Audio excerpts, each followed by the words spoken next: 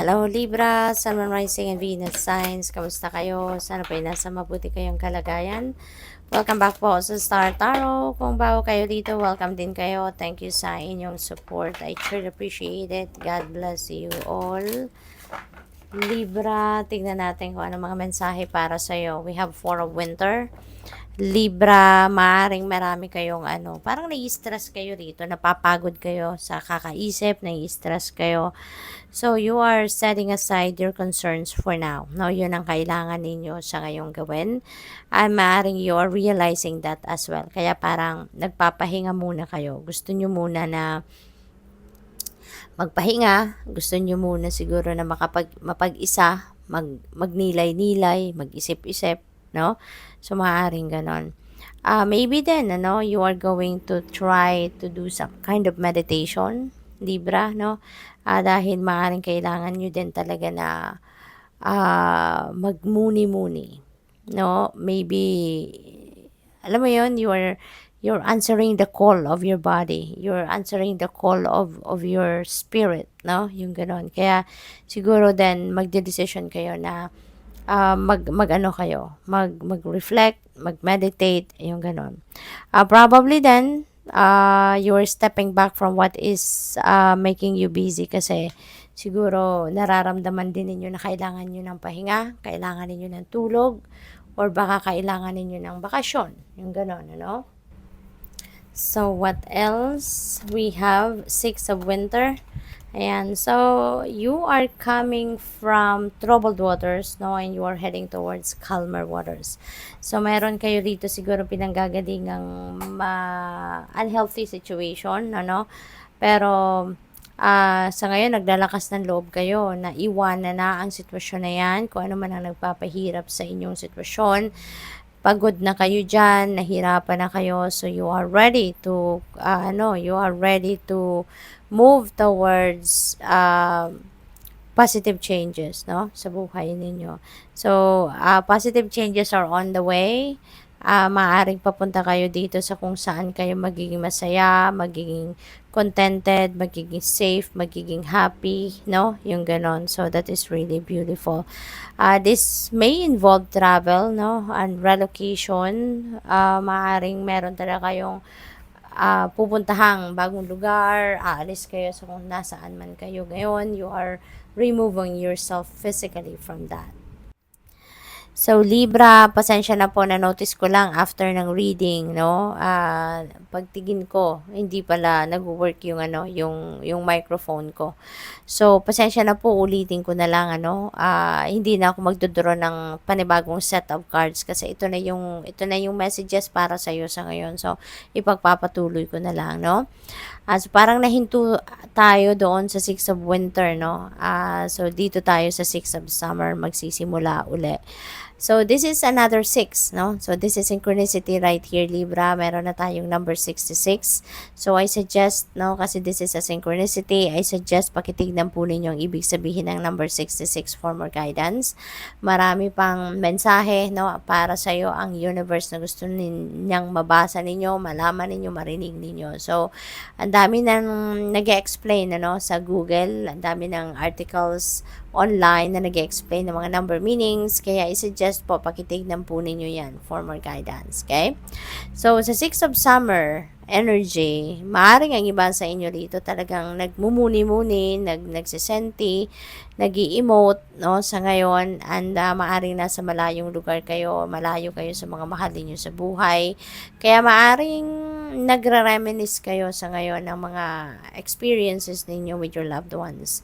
Maaaring naiisip ninyo sa ngayon ang inyong mga naging sitwasyon in the past kasama ang inyong mga mahal sa buhay, kaya maaaring namimiss ninyo sila, mas lalo kayong naho-homesick, yung ganon. So, maaari, Libra, no, na makauwi kayo, no? Baka uuwi kayo to be with your family, to be with your kids, to be with your asawa or partner, or baka para makasama ninyo ang inyong mga magulang. So, good luck po.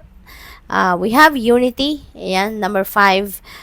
Do the right thing, no, for the right reason. Yun ang pinakamahalagang paunang mensahe sa inyo ng unity energy nito, no? So, gawin niyo lang kung ano ang tama, kung ano mabuti, kung ano ang dapat, no? So, dapat lagi nating always use your own judgment and discernment dito. Always follow what your intuition is telling you. Kasi it will always lead you to the right direction. It will always lead you to the right path, no?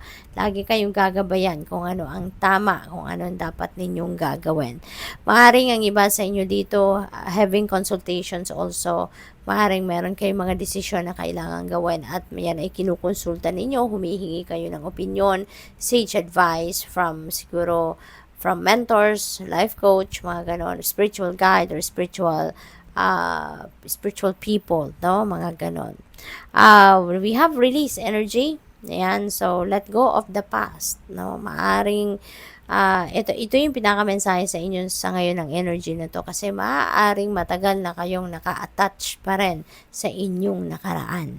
Maaaring hindi kayo makapag-move on, hindi kayo maka-get over pa sa naging sitwasyon ninyo in the past kasi nga parang super attached pa kayo, no? Super attached pa kayo sa kung ano man ang sitwasyon dito sa inyong nakaraan or sa taong involved din dito sa inyong nakaraan.